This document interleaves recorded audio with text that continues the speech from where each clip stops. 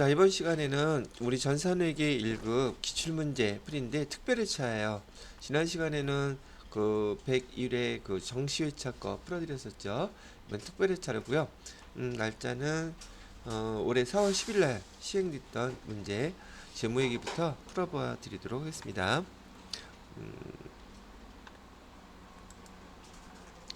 자, 2020년 4월 10일 특별회차 거. 자, 이론 문제부터 한번 보도록 하죠.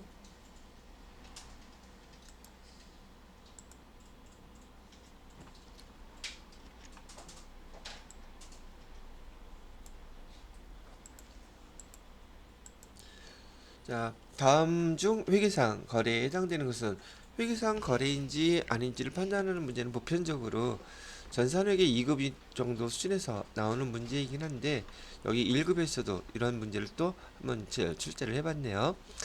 어, 사무실의 임대차 계약을 1년 더 연장하기로 하고 합의하였다. 이 합의란 단어 이런 것들은 우리 그 회사의 재산상의 변동사항이 없는 게 기준이므로 없으면은 여기 회계상의 거래 아니라 그랬었죠. 합의를 하였다든지 여기도 계약서를 작성했다든지 그다음에 거래처로부터 주문을 받았다든지 이런 것들은 어떤 회사의 재산상의 변동이 생기지 않는 거래이므로 얘는 회계상의 거래가 아니라고 얘기한다는 얘기죠. 반면에 3번은 상품 1,000만원 구입하고 현금을 지급했다. 이거는 회사의 재산상의 변동이 생기기 때문에 해당되는 답은 3번이 될 것이고요.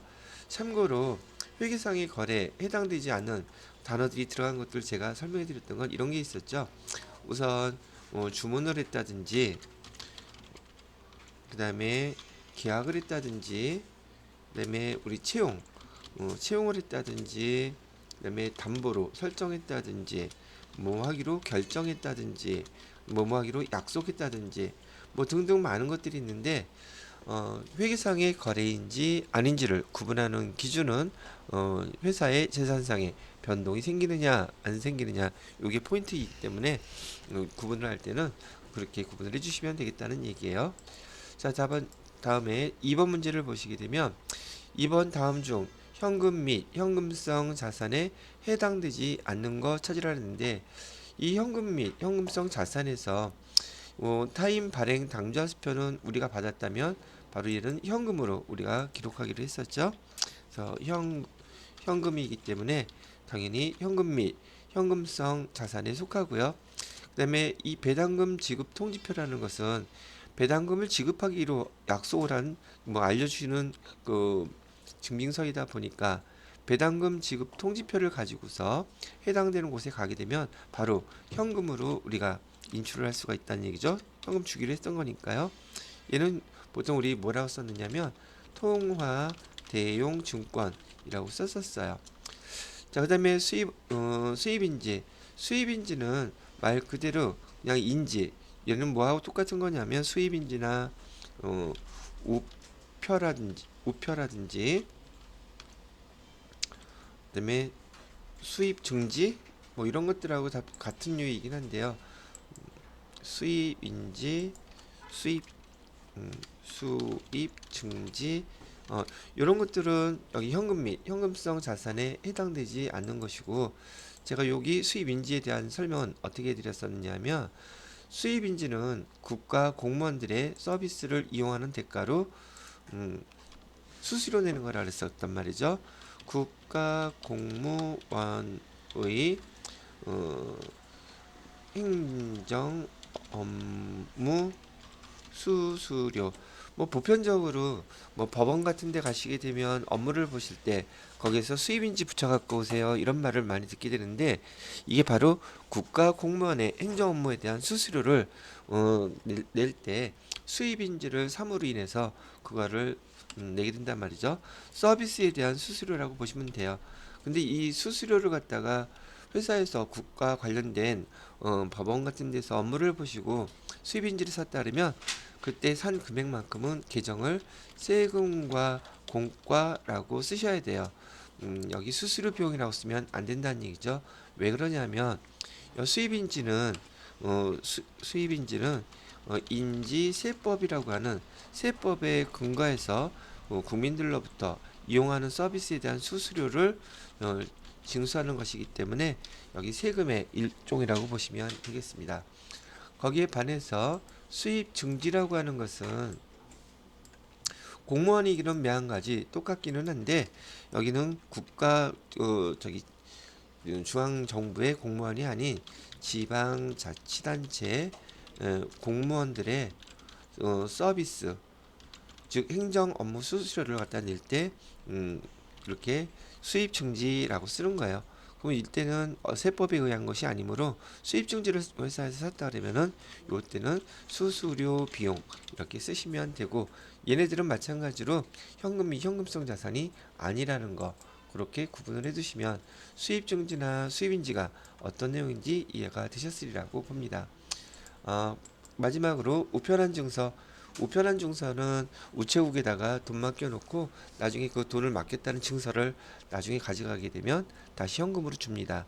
그래서 지금의 수표하고 비슷한 성격을 갖고 있는 것이긴 한데 얘는 통화 대형증권의 우편한 증서도 포함이 되어 있으므로 지금 여기 문제에서 해당되는 답은 3번이 되겠습니다.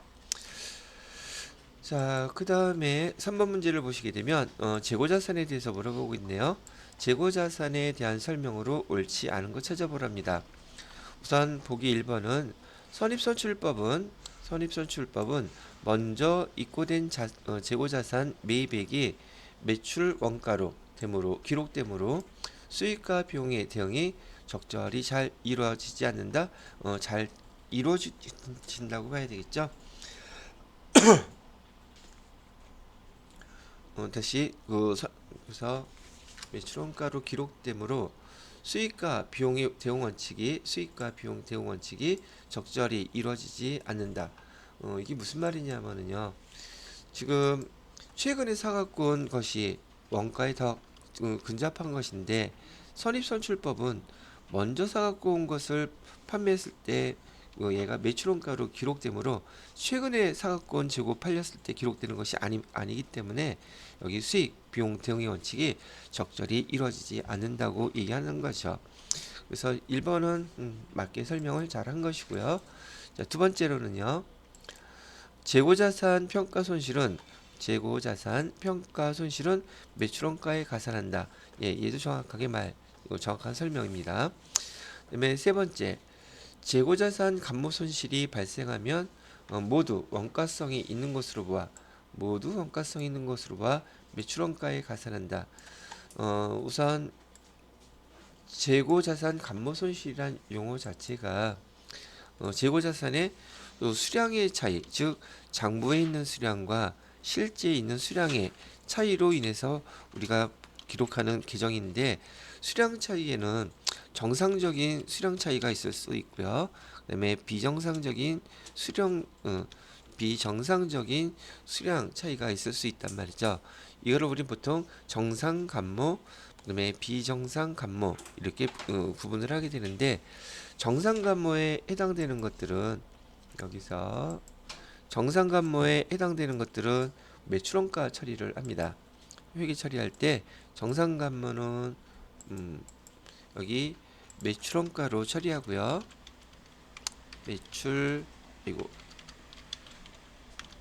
원가로 처리하고 비정상 감모인 경우에는 영업의 비용으로 처리하는 거고요. 비정상 감모인 경우에는 영업의 비용 처리를 한다는 얘기죠. 그럼 어떤 게 정상 감모인가요? 우리가 예측할 수 있는 보편적으로 예상할 수 있는 범위 내에서의 수량 차이를 보편적으로 의미하는 것이고요. 비정상은 그걸 넘어서는 것들을 얘기한다는 얘기죠. 그러면 3번의 설명에서 재고자산 감모 손실이 발생하면 모두 원가성이 있는 것으로 보아 매출원가에 가산하는 게 아니라 비정상적인 것도 있을 수 있으므로 이 설명은 반쪽밖에 안 되죠.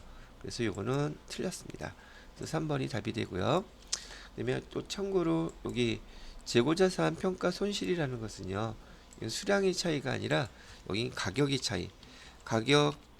차이가 있을 때 우리 재고자산 평가 손실이라는 용어를 쓰고 걔는 매출원가에 가산을 하시면 됩니다. 다음에 보기 4번에 보시게 되면 후입선출법은 일반적인 물량 흐름과 반대이다. 맞는 말인데요. 물량 흐름이라는 것은 먼저 들어온 거 먼저 나가야지 얘가 물량의 흐름과 맞다는 얘기죠. 그래서 물량 흐름과 맞는 것은 선입선출법. 그다음에 후입선출법은요. 여기 수익 비용 대응의 원칙이 적절히 대응된다. 후입선출법은 수익과 비용 대응이 적절하게 이루어집니다. 왜냐하면 최근에 사갖고 온 걸 팔았을 때 매출원가로 들어가기 때문에 최근에 매출과 최근에 원가가 대응되는 형태라고 보시면 된다는 얘기죠. 자, 그렇게 설명을 해드리고요. 그 다음에 4번 문제를 보도록 하죠. 다음은 유형자산의 감가상각에 대한 설명이다.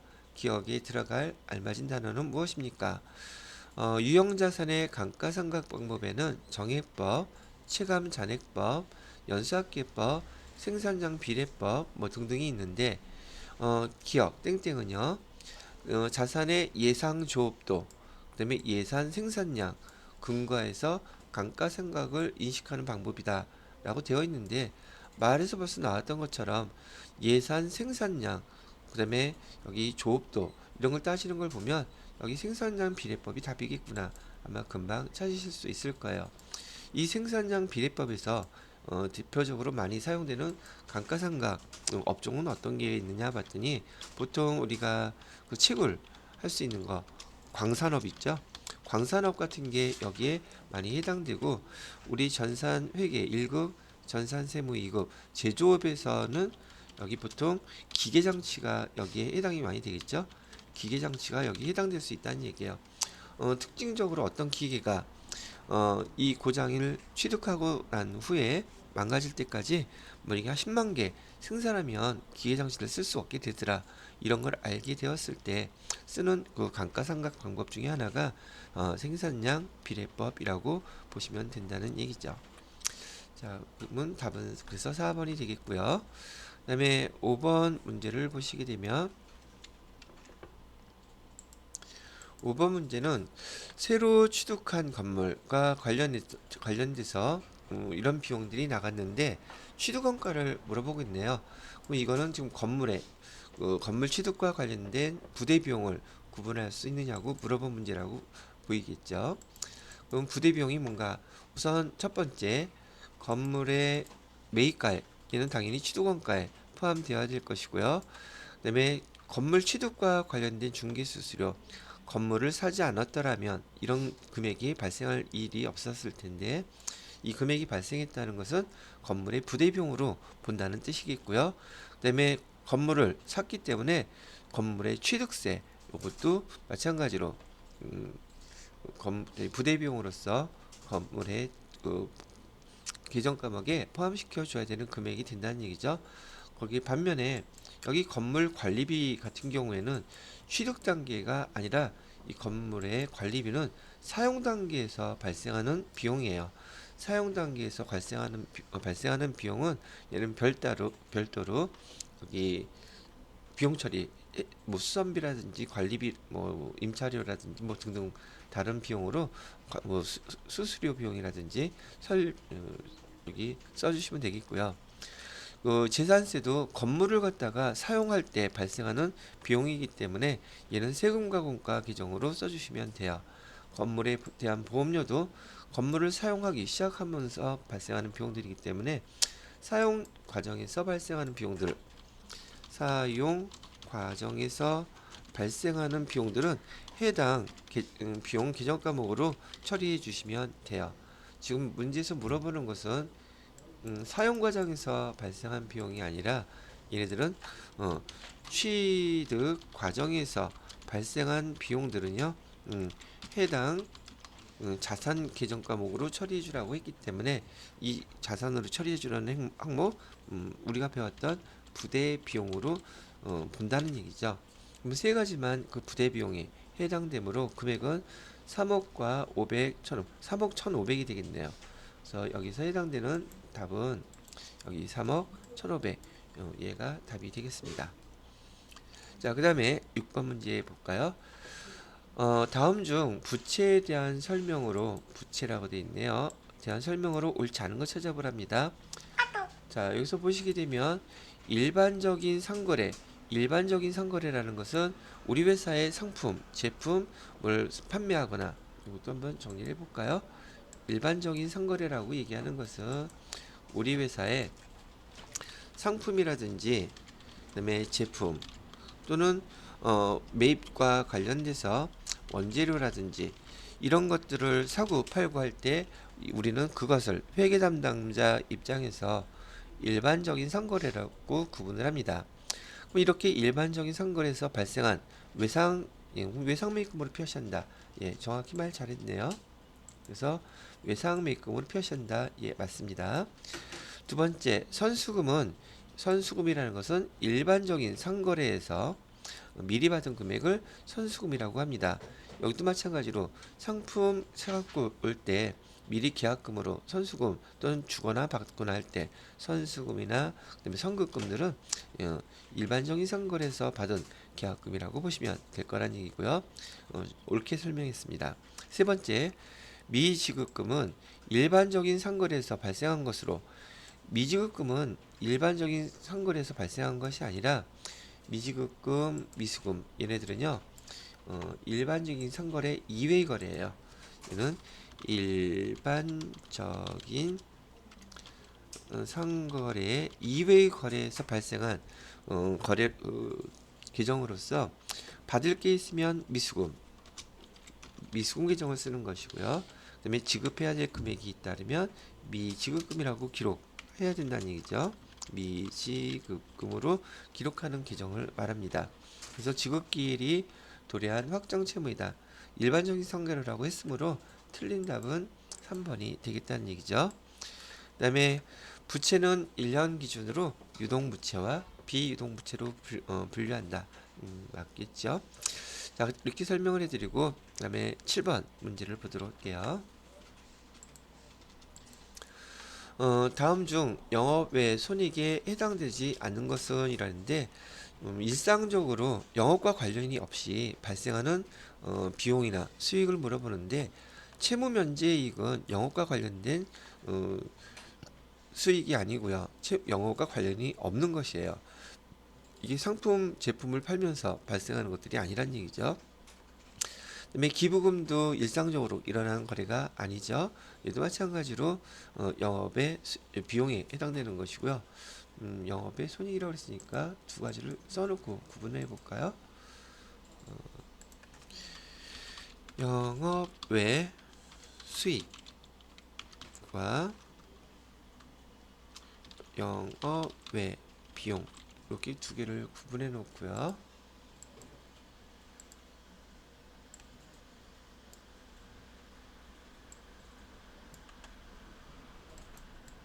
채무면제 이익은요 영업의 수익에 해당됩니다.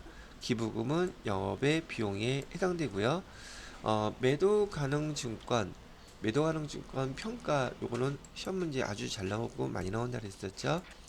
여기다가 같이 써놓으면 매도 가능 증권 평가 이익이라든지 그다음에 매도 가능 증권 평가 손실 요 계정은 자본 계정이에요. 법인의 자본 계정에는 여기 다섯 가지의 통합 계정이 있는데 그 중에서 기타 포괄 손익 누계에게 해당되는 그 계정이므로 매도 가능 증권 평가이익이나 매도 가능 증권 평가 손실 계정이요. 얘가 자본 요 계정들을 잘 암기를 꼭 해놓으셔야 됩니다. 거기에 반해서 혹시 헷갈릴까봐 매도 가능 증권이요. 매도 가능 증권 처분 이익이나 또는 처분 손실 계정 헷갈리기 쉽죠. 얘는 손익 계정이에요. 단기 매매 증권이나 단기 매매 증권 처분 이익이나 처분 손실 단기 매매 증권 써놓을까요? 단기 매매 증권 처분 이익 또는 처분 손실 규정, 그다음에 단기 매매 증권 평가 이익이나 평가 손실, 요 규정은 몽창 다 손익규정, 손익계산서에 들어가는 규정들인데 반해서 얘들은 손익 계정인데 반해서 매도 가능 증권 평가이익이나 매도 가능 증권 평가 손실은 여기 자본 계정이라는 게 차이가 있고 시험 문제도 자주 출제가 빈도수가 높으니까 꼭 구분해서 암기해 놓으시기 바랍니다. 자, 그런 다음에 마지막으로 여기 유형자산 처분 손실, 얘도 일상적으로 발생하는 거래와는 관계가 없으므로 영업의 비용에 해당됩니다. 답은 3번이 되겠네요. 자, 그 다음에 여기 8번 문제를 보시게 되면 다음에 자본의 분류 항목 중 자본 규정을 갖다가 설명하고 있는데 분류 항목 중에서 나머지 셋과 성격이 다른 거 골라보래요. 근데 많은 분들이 자본 규정을 정확히 암기해 놓으시면은 아주 시험 보실 때 편리한 것들이 많으신데 이런 규정들을 정확히 암기해 놓지 않는 분들이 있으셔서 꼭 암기하시라고 제가 한 번 더 정리를 해봐 드리도록 하겠습니다. 여기다가 위에도 써놓기는 했었는데 우선 법인의 자본 규정에는 다음과 같은 5가지의 통합 규정이 있어요. 어떤 게 있느냐면 첫 번째는 자본금이라는 규정이 있고요. 이 자본금은 반드시 표시가 될 때요. 주식수 곱하기 액면 가액으로 표시가 돼야 되고요. 두 번째 통합 규정의 두 번째는 뭐가 있느냐면 여기 자본 잉여금이라는 게 있어요. 이 자본 잉여금에는 첫 번째 주식 발행 초과금이라는 게 있고요. 두 번째로는 감자 차익, 세 번째는 자기 주식 처분 이익, 이렇게 3가지가 있는데 자본잉여금은 자본이라는 뜻은 우리 회사의 주식이라는 뜻이고요. 그 우리 회사의 주식을 거래를 통해서 이렇게 팔았더니 뭔가 잉여금 남는 것들만 모아놓은 항목들이라고 보시면 된다는 얘기죠. 자, 그 다음에 자본 조정이라는 통합 규정에는 또 여기도 3가지가 있는 4가지 여린 4가지가 있는데 우선 주식 발행 초과금에 반대되는 규정으로서 주식 할인 발행 차금이라는 것이 있고요. 두 번째 규정으로는 감자 차익에 반대되는 감자 차손 규정이 있고요. 그 다음에 세 번째로는 자기 주식 처분 이익에 반대되는 자기 주식 처분 손실로 규정까지 이렇게 있고, 자, 마지막으로는 그냥 자기 회사의 주식을 사왔을 때 자기 주식이라는 항목까지 이렇게 4가지가 보편적으로 많이 나온답니다. 자, 그 다음에 자본주종 다음에 4번째 규정으로는 아까 좀 위에서 설명해 드렸던 기타 포괄 손익 누계액이라는 규정이 있는데 여기 기타 포괄 손익 누계액에는 보편적으로 2가지가 많이 사용이 돼요. 우선 자산 재평가 잉여금이라는 것과 두 번째 아까 말씀드렸던 여기 매도 가능 증권 평가 손익 규정이 이렇게 많이 사용이 돼요. 자, 마지막으로는 이 잉여금이라는 게 있거든요. 이 잉여금, 이 잉여금에는 전기 2월 미처분 이 잉여금이 있고 마지막으로 당기순이익이 여기 칸이 좀 모자르네요. 여기에 하나가 더 있다면 바로 요 밑에 당기, 순이익 이렇게 있어요. 그래서 다시 한번 간단하게 정리해드리면 법인의 자본규정에는 통합규정으로서 크게 5가지가 있는데요. 자본금, 자본잉여금, 자본조정, 그다음에 기타 포괄손익, 이익잉여금 5가지로 구분을 하고요. 그 밑에 구분규정으로 여기다가 이런 통합규정, 구분 계정 이렇게 구분을 해드리고요. 구분되어 있는 항목들이 계정들이 이렇게 표시되어 있어요. 그 설명을 해드린 거예요. 통합 계정에 이렇게 구분 계정. 자, 그래서 요 내용들을 여러분이 자본 계정에 대한 걸 정확히 암기를 해놓고 계시면은요.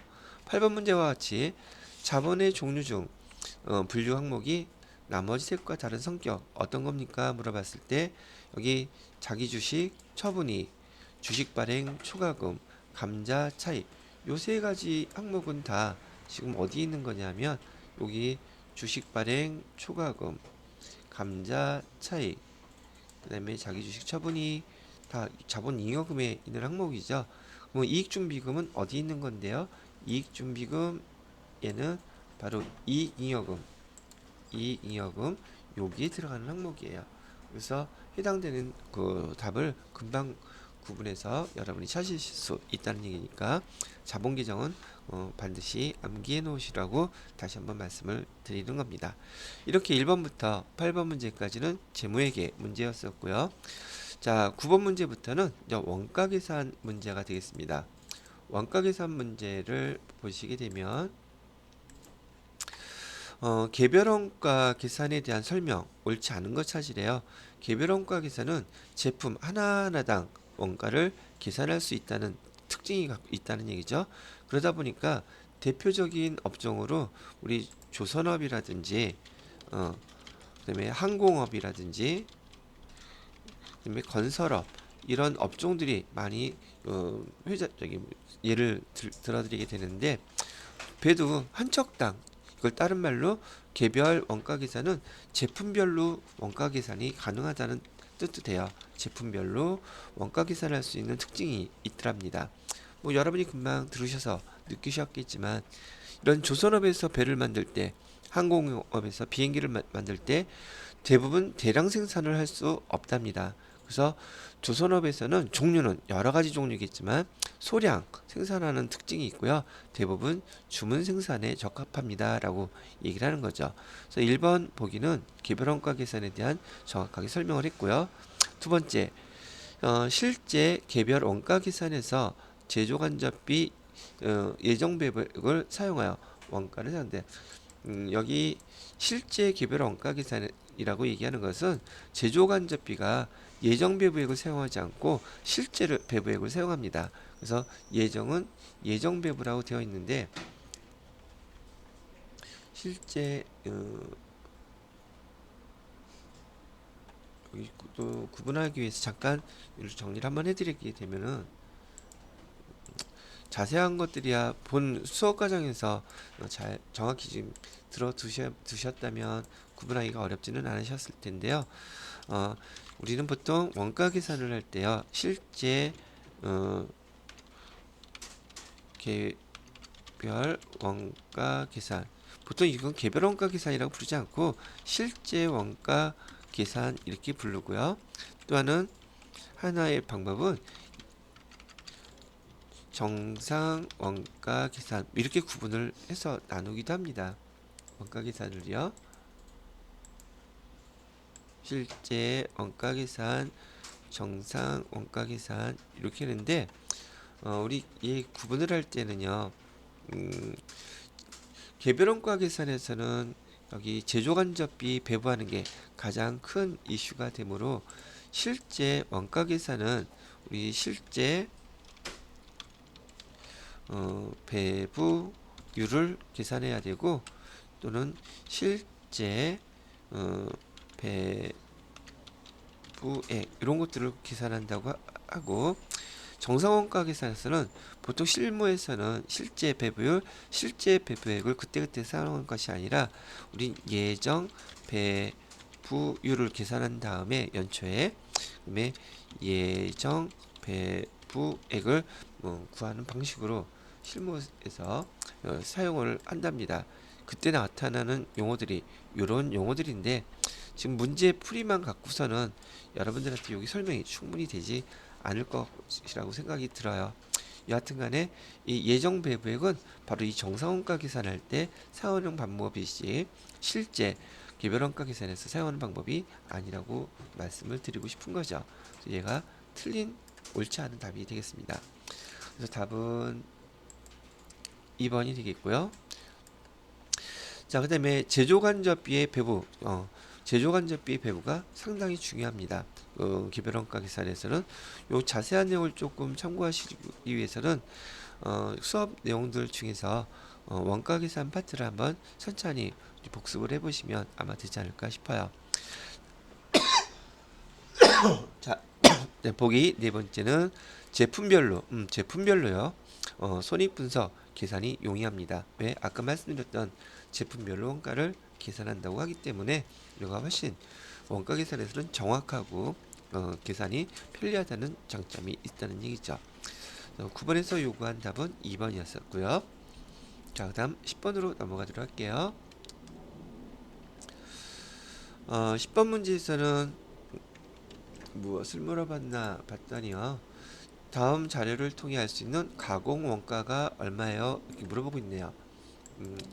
우리 보통 이제 원가 계산에서 원가를 짓게 할 때 제일 많이 사용하는 용어가 세 가지 계정을 짓게 하면 원가가 짓게 됐다. 보통 보게 됩니다. 우선 직접 재료비를 갖다가 알아야 되고요. 두 번째는 직접 노무비, 세 번째로는 제조 간접비 이렇게 해놓고 이 제조 간접비에는요 변동 제조 간접비도 있고요. 그다음에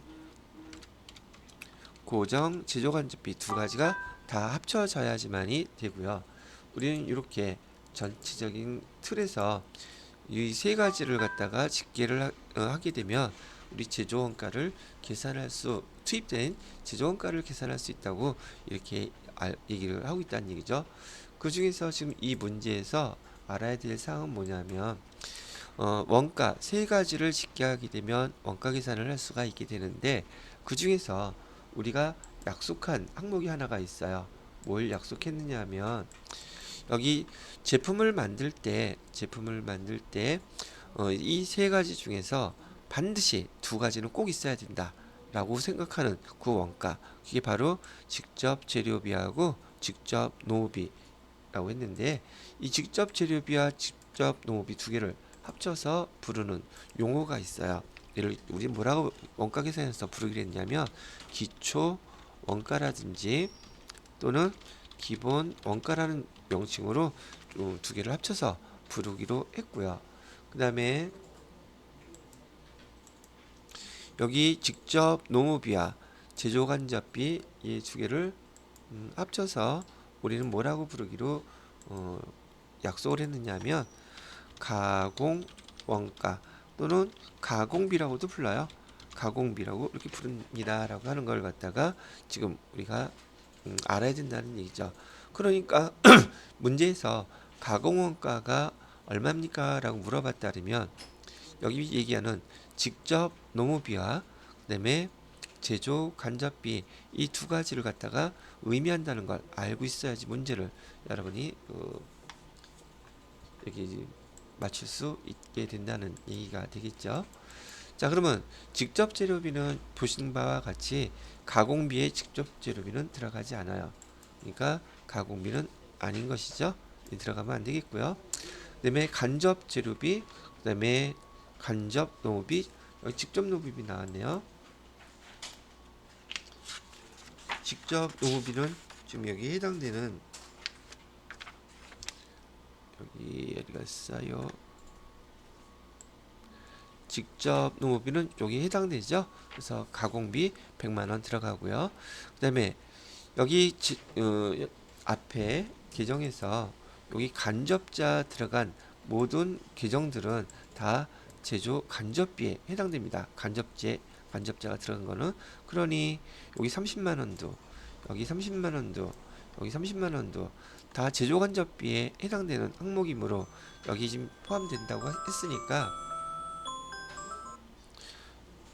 직접 농업비 100만 원과 세 가지 금액을 다 합치게 되면 190만 원이 되겠죠.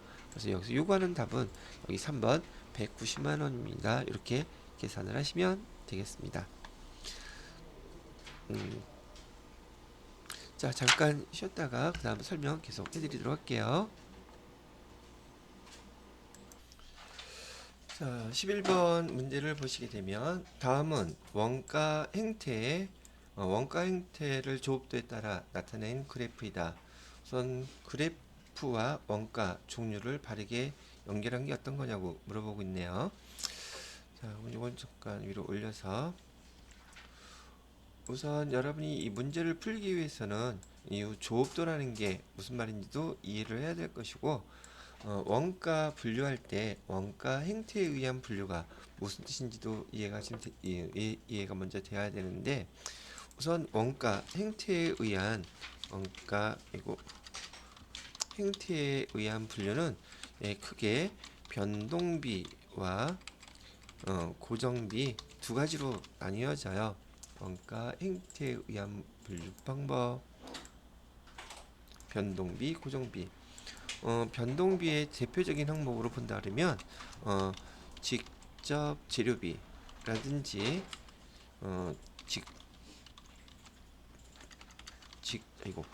직접 노무비라든지 이런 게 대표적인 기존 과목인데 우리가 생산을 하기 위해서 들어간 시간 또는 수량에 따라서 거기 투입된 재료비나 그다음에 노무 시간이 동시에 똑같이 증가한다는 것을 의미하는 것이죠. 어떻게요? 이런 식으로요. 여기다가 한번 표를 보시게 되면은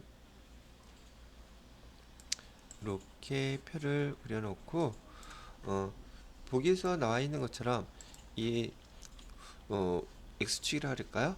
가로축에서는 조업도라고 쓰는데 또 이 조업도는 또 뭐예요? 라고 물어본다면 조업도는 이런 거예요.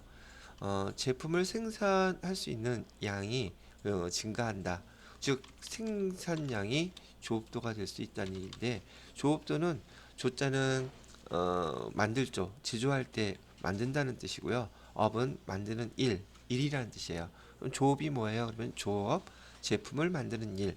보통 조업이란 말 일상생활에서는 어부들이 조업도가 조업을 한다 이렇게 얘기를 하는데 어부들의 조업은 물에서 생선을 물고기를 잡는 일이겠지만 우리 제조업에서는 조업 그러면은 제품을 만드는 일이라고 본다는 얘기죠. 우리 전산회계 1급에서는 제품을 만드는 것이므로 조업도 즉 측정하는 것이죠. 만드는 일을 측정할 때 생산량을 가지고 만드는 그 양을 측정할 수 있겠죠. 그 다음에 작업 시간이 많이 늘어나면 제품이 많이 만들어질 수 있다는 거 또는 노무 시간 근로자들이 근로자들이 일을 많이 하게 되면 제품이 많이 생산될 수 있다 이렇게 구분한다는 뜻이에요. 조업도는 이런 걸 통칭해서 제품이 만들어지는 거에 대한 측정 할 수 있는 방법 기준 이런 말 뜻을 갖고 있어요. 그래서 이런 것들이 바로 조업도라고 부르는 것들이다. 자, 그렇다면 우린 기본적으로 생산량 갖고 구분해 볼 수가 있겠죠. 예를 들어서 100개를 만들었을 때 200개를 만들었을 때 300개를 만들었을 때 즉 제품이 만들어지는 그 수량이 증가하고 있어요. 이걸 갖다가 우리는 조금 전에 배웠던 것처럼 조업도라는 용어로 사용하고 있다는 얘기죠. 자, 그렇다면 여기 100개를 만들었을 때 투입된 그 원재료의 가격이 총 가격이 이렇게 됐다고 가정을 해보는 거죠. 그래서 100개를 만들었을 때 원가는 5,000원. 5,000원어치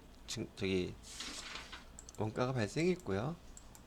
그 다음에 200개를 만들었을 때는 10,000원이 생겼어요. 그 다음에 300개를 만들었을 때는 원가가 15,000원 들어갔어요. 이렇게 지금 얘를 연결시켜 보게 되면 100개 만들었을 때 원가 5,000원이 발생하고요. 그다음에 200개를 만들었을 때는 여기 만 원이 발생했고요. 300개를 만들었을 때는 15,000원이 발생했다는 거, 요 점들을 쭉 이렇게 이어 보시게 되면은 이런 식으로 진행이 되겠죠. 그래서 변동비의 원가 형태로 구분한 변동비의 특성은 이를 갖다가 우리는 총원가라 그러거든요. 음, 총 원가는 이렇게 비례해서 상승을 하더라. 즉 직접 재료비나 직접 농업비는 조업도가 증가함에 따라서 단위당 조업도라는 말은 여기 조업도가 단위 구간에서 0개에서 100개, 100개에서 200개, 200개에서 300개 이렇게 증가할 때마다 원가도 총원가도 이렇게 증가합니다라는 걸 나타내는 거예요. 반면에 단위당 원가라는 용어가 나오는데, 단위당 원가는 뭐냐면 100개 만들었을 때 5,000원이 발생했다면, 그럼 단위당 한 개 만들었을 때 한 개 만들었을 때는 얼마일까요? 5,000원을 100으로 나눠주게 되면 한 개 만들었을 때 원가는 50원이 됩니다. 이렇게 나오는 것이고요. 이를 갖다 우리 뭐라고 부른다? 단위당 원가. 단위라는 것은 한 개당이라는 뜻이에요. 그러면 200개 만들었을 때 만 원이 발생했다 그러면 만 원을 200개로 나누면 또 단위당 원가는 똑같이 50원이 될 것이고, 300개를 만들었을 때 여기 15,000원이 총원가가 발생했다면 단위당 원가는 15,000원을 300원으로 나누면 한 개당 얼마가 나와요? 똑같이 50원 나오죠. 그래서 우리를 요 금액을 갖다가 이렇게 표시한 것을 뭐라고 부른다? 얘를 단위당 원가라고 부르고, 이렇게 변동비 상황에서 총원가는 비례해서 증가하지만 이렇게 쭉 해놓고선 여기에 단위당 원가죠. 여기 단위당 원가는 50원으로 일정하다 이렇게 표시를 한다는 얘기예요. 단위당 원가 이렇게 해서. 자, 그러면 여기 변동원가만 구분을 해보게 된다면 이 변동원가는 맞았나 틀렸나? 여기 지금 총원가라고 나와 있죠. 총원가는 조업도가 증가함에 따라서 일정한 게 아니라 얘는 어떻게 된다? 이렇게 증가하게 된다. 그죠? 그러니까 얘는 틀린 답이 되겠죠. 그 다음에 변동원가 또 없네요. 자, 그러면 이번에는 고정원가에 대해서 한번 설명을 해볼게요. 고정비라고 되는 고정원가, 여기에도 두 가지가 있는데 대표적인 기종으로는 보통 감가 상각비는 항상 고정적으로 발생하는 것이 되는 것이고요. 또 여기 우리가 만약에 공장을 임차했다면 임차료도 거기 나가는 금액이 항상 일정하게 된다는 말이죠. 그래서 이를 갖다가 표로 한번 잠깐 정리를 해드리게 되면 이런 상황이 벌어진다는 얘기죠. 똑같이 그래프를 이렇게 그려 놓으시고요. 그다음에 조업도는 위에서 예를 들어 드린 것처럼 100개, 200개, 300개로 표시를 해 놓을게요. 여기는 조업도가 되겠고요. 그다음에 조업도를 우리는 생산량으로 지금 설명을 해드렸으니까 100개일 때, 200개일 때, 300개일 때, 이 고정비의 특징은 지금 조업도가 아무리 많이 증가하더라도 우리는 만약에 대표적인 예로 임차료를 하나 예를 들어 드렸기 때문에 임차료를 갖다가 한번 예를 들어 볼게요. 이 임차료는 우리가 6,000원을 낸다고 가정을 하게 되면 공장 건물을 빌리고 임차료, 공장 안에서 제품을 100개를 생산하던 200개를 생산하던 300개를 생산하던 임차료 얘는 변동사항이 없죠.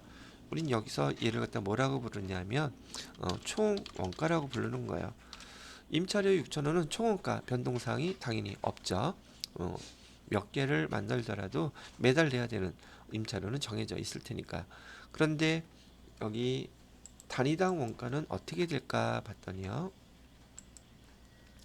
단위당 원가는 지금 임차료가 6,000원인 상황인데 그 한 달 동안 여기 만약에 100개를 만들었다면 단위당 원가, 즉 한 개당 원가는 얼마가 될까? 6,000원을 갖다가 100개로 나눠주게 되면 한 개당 60원이 발생할 거예요. 근데 만약에 200개를 만들었다면요, 200개를 만들었다면 한 개당 원가는 30원이 될 것이고 300개를 만들었다면 300개를 만들었다면 여기 20원 이렇게 나온단 말이죠. 그래서 단위당 원가, 고정비인 경우에 단위당 원가는요, 그래프가 이렇게 생성이 되더란 얘기예요. 원가가 이렇게 우하향으로 감소를 하게 돼요. 즉 일정한 금액을 지출할 때 많이 만들면 많이 만들수록 여기 단가가 싸진다는 얘기죠. 자, 그래서 여기 고정원가를 보면은 여기 문제에서 여기 단위당 원가, 고정원가일 때 단위당 원가는 이렇게 우하향으로 감소하게 됩니다. 예, 요거는 답이 맞는 거죠. 그래프가 정확히 설명을 잘하고 있는 거네요. 자, 거기에 반해서 여기 준고정원가라고 나와 있는데 준고정원가는 뭘 뜻하는 것이냐면 지금 여기 보신 것처럼 고정비가 이렇게 일정한 그래프로 나타나는 게 총원가. 그 다음에 여기 밑에 그래프는 이름이 단위당 원가 그래프는 이렇게 우하향으로 나타납니다. 총원가와 단위당 원가 구분을 잘 하셔야 돼요. 변동비에서는 총원가는 비례해서 증가하고 단위당 원가가 일정합니다. 이렇게 설명한 것처럼요. 그런데 실제로 우리 실제 발생하는 원가를 구분해 보니까 이렇게 변동원가도 있는 것, 변동원가도 있고 고정원가도 있기는 하지만은 실제로 발생하는 비용들은 이렇게 발생하더라는 얘기예요. 회사에서 공장을 임차해서 사용하고 있는데 지금 임차료는 우리 조업도가 제품을 생산하던 생산하지 않던 그런 거 관계하지 않는다는 얘기죠. 관계없이 0개서부터 100개, 200개, 300개 이렇게 만드는데 회사에서 파업을 했다. 그래서 제품을 하나도 못 만들었어요. 못 만들었다 할지라도 뭐는 내야 되겠습니까? 고정비인 임차료. 임차료는 무조건 발생을 하더란 얘기예요. 빵개일 때 100개 만들 때 상관없이 여기 임차료는 반드시 내야 되고요. 임차료. 그다음에 거기에 더해서 제품이 생산될 때 비례해서 이렇게 원가가 발생하더라는 얘기죠. 즉, 이 그래프의 모양은 여기 위에는 변동비의 속성을 그대로 갖고 있고요. 밑에는 고정비의 속성을 갖고 있죠. 그래서 실제로 발생하는 것은 여기서처럼 이렇게 두 가지가 혼합된 형태의 원가가 발생하는 게 보편적이라는 얘기죠. 변동비와 고정비가. 그래서 이렇게 그려진 그래프를 우리는 뭐라고 부르냐면 이를 우리는 준변동비라고 불러요. 준변동비라고 부르고 또 다른 말로는 혼합이 됐죠. 변동비와 고정비가 혼합이 된 형태라 그래서 혼합원가라는 용어로도 불러요. 원가 계산은 용어만 잘 구분하실 줄 알면 문제는 아마 쉽게 잘 풀리실 거예요. 그래서 여기 나와 있는 여기 준 변동원가의 모양은 어떻게 나타난다? 준 변동원가의 모양은 여기 지금 설명되어 있는 거 있죠? 이렇게 나타나는 게 아니라 준 변동원가는 이렇게 고정비가 있고 거기에 추가돼서 이런 식으로 나타나는 그래프가 바로 준 변동원가를 나타내는 그래프랍니다. 거기에 반해서 마지막으로 여기 준 고정원가라는 건 뭡니까? 라고 물어본다면 준 고정원가는 이런 거예요. 대표적인 게 우리 공장에 있는 관리직들의 급여 형태를 대부분 예를 많이 드는데 그런 것도 있고 전화요금, 전력비 그런 것도 있고요. 우리 그냥 생산직 뭐 임금이라고 생각해도 좋을 것 같고 뭐 등등 여튼간에 생산직은 그렇다 치고요. 보통 우리 전기요금을 한번 해볼까요? 전기요금은 일정한 금액까지는 사용했을 때 공장에 계시는 우리 뭐 생산직 말고요. 공장장 이라든지 반장님, 생산직, 관리직들이 있죠.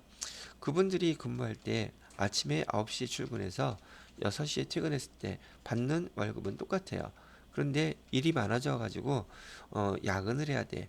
그러면 급여 형태가 7시부터 저녁 식사 1시간 하고 7시부터 10시까지 3시간을 추가로 근무하게 되면 수당이 더 많이 나가야 되겠죠. 그다음에 10시가 지나고 또 11시부터 저녁 먹고 일이 너무너무 바빠서 다음날 새벽 2시까지 또 일을 한다면 이렇게 일정한 구간에서는 일정하게 원가가 발생하다가 어떤 시간이 또는 요건이 충족되면 계단식으로 원가가 이렇게 발생하는 형태를 갖다가 우리 뭐라고 부르냐면 여기 준 고정비 원가라고 부른다는 얘기예요. 그래서 여기 준 고정 원가의 그래프는 바로 이런 식으로 됩니다. 지금 여기가 틀렸죠? 요거에 대한 설명이 바로 이해예요. 자, 그래서 요 행태에 대한 것들은 우리 원가 계산에서 기본적인 용어로서 많이 나오는 항목들이니까 잘 정리를 해주시면 되겠습니다. 자, 여기까지 설명을 해드렸고 그 다음에 12번 문제를 보시게 되면 여기 뭐가 나와 있냐면 원가 배분에 관한 설명으로 틀린 걸 찾아보래요. 원가 배분 기준에는 여기 인과관계 기준, 수혜 기준, 부담 능력 기준. 예, 원가는 비용이기 때문에 제조업에서 특히나 공장에서 각 부서마다 원가 배분을 할 때에는 서로 문제가 되지 않도록 항상 여기 이런 기준을 충족시켜 줘야 되는데 이걸 잠깐 이렇게 정리를 하나 해드려 놓을게요.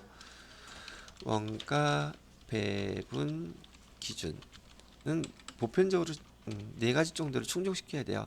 물론 가장 중요한 것은 원인과 결과, 인과관계가 제일 중요합니다. 인과관계를 반드시 따져서 배분해 줘야 되고요. 두 번째는 공정하고 그다음에 공평하게 배분을 해줘야 된다. 세 번째는 수혜를 받았다면 혜택을 받은 것만큼 수혜 기준으로 배분을 해줘야 된다. 네 번째로는 부담 능력 기준으로 원가를 배분해야 됩니다. 이런 원칙을 우리는 원가 배분 기준이라고 불러요. 물론 이 중에서 제일 중요한 항목은 인과관계 기준, 원인과 결과가 연결되어 있고 누가 보더라도 합리적이고 그런 방법으로 배부해 주라는 얘기예요. 인과관계 기준의 예를 하나 들어본다면 이런 거죠. 전기를 사용했다면 전기요금이 나올 텐데 전기요금은 어떤 전기요금이 예를 들어서 10만 원이 나왔다 그러면 어떤 기준으로 이 전기요금을 공장에서 발생한 여러 부분에 배분을 하는 게 합리적일까요? 이렇게 물어본다는 얘기예요. 그러면 전기요금은 각 부서에서 각 부분에서 돈을 쓴 만큼 돈이 아니지 전기를 쓴 만큼 킬로와트 기준으로 사용한 전력량을 기준으로 또는 배분해야지 그 배부 기준이 인과관계가 있는 것이지 만약에 그 부서에 인원수로 배부를 한다든지 그 다음에 뭐 건물 면적 기준으로 배부한다든지 이러면은 인과관계가 별로 없다고 얘기를 하는 거예요. 원인과 결과 전기요금은 킬로와트 수로 만약에 복리후생비라면 그런 경우라면은 인과관계가 종업원 수로 그 다음에 임차료를 갖다가 비용을 배분해야 된다면 건물 면적이나 평수로 이렇게 인과관계가 있는 것들로 배분을 해주라는 뜻이에요. 자, 그래서 첫 번째 보기에서는 원가 배부 기준에는 이런 거 있습니다. 예, 맞는 말이죠. 잘 설명을 했고요. 두 번째는 보조 부문 원가를 제조 부문에 배부하는 방법에는 직접 배분법, 단계 배분법, 상호 배분법 이런 세 가지가 있습니다. 예, 맞고요. 그다음에 상호 배분법은 계산이 단순하지만 정확성이 떨어지는 단점이 있다. 상호 배분법은요 원가 계산을 아주 정확하게 하는 방법으로서 지금 이 상호 배분법을 설명한 것이 아니라 얘는 여기 직접 배분법을 설명한 거예요. 요 내용들은요. 그래서 얘가 틀렸네요. 그래서 상호 배분법. 자, 그다음에 수개의 부문이 공동으로 사용 기계 장치의 감가상각비를 각 부문에 배분하기 위한 합리적인 배분 기준은 부문별로 기계 장치 사용 시간이다. 여기도 인과관계가 기계 장치 사용 시간으로 배분하겠다. 이것도 예, 인과관계가 정확히 있다고 보는 것이죠. 설명 잘 바르게 한 것이고요. 그래서 12번의 답은 3번으로 보시면 되겠습니다. 자, 여기까지가 원가 계산 문제였었고, 그다음에 13번부터 15번까지 세 문제가 바로 부가가치세와 관련된 문제랍니다. 부가가치세법상 용어의 설명으로 옳지 않은 걸 찾아보래요. 재화라는 용어는 재산상의 값어치가 있는 물건 또는 관리, 예, 정확하게 설명 잘했고요. 용역이란 재화 이외에 재산 가치가 있는 모든 영무와 그 밖의 행위를 말합니다. 얘도 뭐 별반 틀리지 않게 잘 설명했네요. 세 번째, 사업자란 사업상 영리 목적으로만 독립적으로 재화 또는 용역을 공급하는 자란 말한다. 사업자라는 것은 사업상 영리 목적이 아니라 여기 부가가치세법상의 사업자는요, 여기 영리 목적뿐만이 아니라 영리 목적이 아닌 비영리 목적. 그래서 여기 부가가치세법상의 사업자는 영리, 비영리, 네, 따지지 않습니다. 따지지 않고 국가단체도 여기 해당되는 재화나 용역을 공급했다 하면 부가가치세 부가 대상이라고 본다는 얘기죠. 3번이 틀렸어요. 그래서 그다음에 4번은 일반 과세자란 간이과세자가 아닌 사업자를 말합니다. 이렇게만 구분하면 또 보기가 헷갈려지겠죠. 그래서 제가 이것도 한번 정리를 해드리면 이렇게 어디다 해놓을까? 요 위에다 할까요? 우선 우리 사업자와 크게 나누게 되면 비사업자 개인들 있죠. 비사업자를 이렇게 두 개로 구분을 하고요. 사업자는 우리 부가가치세가 부과되는 과세 사업자와 부가가치세가 면제되는 면세 사업자 이렇게 구분해요. 그리고 과세 사업자도 부가가치세가 부과되는데 보통 우리는 일반 사업자와 간이 과세자 이렇게 나누고요. 일반 사업자는 여기 개인 사업자와 법인 사업자 이렇게 두 개로 구분하게 된다는 말이죠. 그럼 문제에서 얘기했던 것이 지금 일반 과세자라고 얘기했는데 이 일반 과세자는 여기에 해당되는 것이죠. 즉 개인 과세자, 법인 과세자. 근데 문제에서는 간이 과세자가 아닌 사업자 세 개를 말한다는 얘기죠. 이렇게 구분된 거요. 그래서 간이 과세자 아닌 사업자를 일반 과세자라 부른다.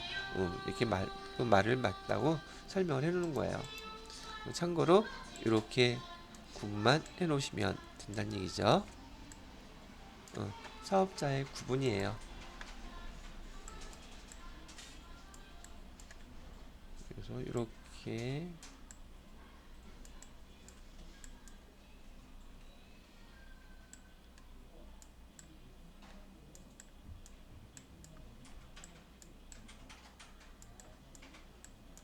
이렇게 해서 사업자들을 구분하시면 되겠습니다. 자, 그 다음에 14번 문제는 다음 중 부가가치세법상 세금계산서에 대한 설명으로 올바르지 않은 거. 수입세금계산서는 세관장이 발급하는 것이고요. 세금계산서는 판매자가 발급하는 게 원칙이에요. 근데 특례에 따라서 매입자도 세금계산서를 발행해서 매입자 세금계산서 발행할 수 있습니다. 세 번째로는 세금계산서는 원칙적으로 재화 또는 용역 공급 시기에 발급, 얘도 맞는 말로 설명이 되어 있고요. 그다음에 네 번째, 수탁자가 재화를 인도할 때는 수탁자의 세금계산, 수탁자라는 것은 이건 어떻게 설명해야 되느냐? 여기 수탁자의 말뜻이 무슨 뜻이냐면요. 수탁자의 말뜻. 우선 답은 4번이 답이 되겠고요.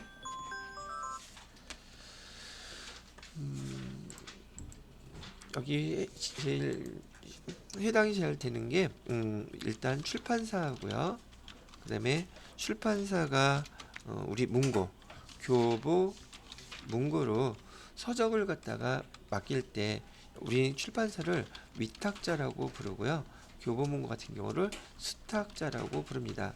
즉 출판사에서 교보문고로 책을 서적들을 갖다가 갖다 줄 때 출판사에서 교보문고로 얘를 판매하는 것이 아닙니다.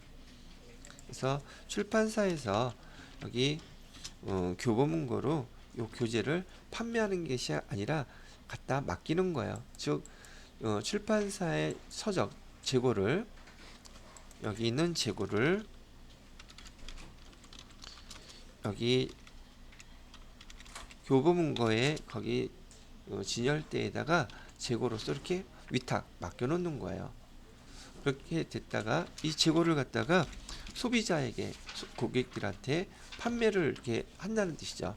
그러면 여기 상황에서 보시는 것처럼 여기 수탁자가 재고를 고객한테 이렇게 판매를 했다고 하면 이 수탁자가 고객한테 또는 거래처 다른 데다가 세금계산서를 발급하느냐는 거예요. 수탁자 명의로. 그러면 안 되죠. 이건 누구 걸 판매한 거예요? 여기 출판사 위탁자의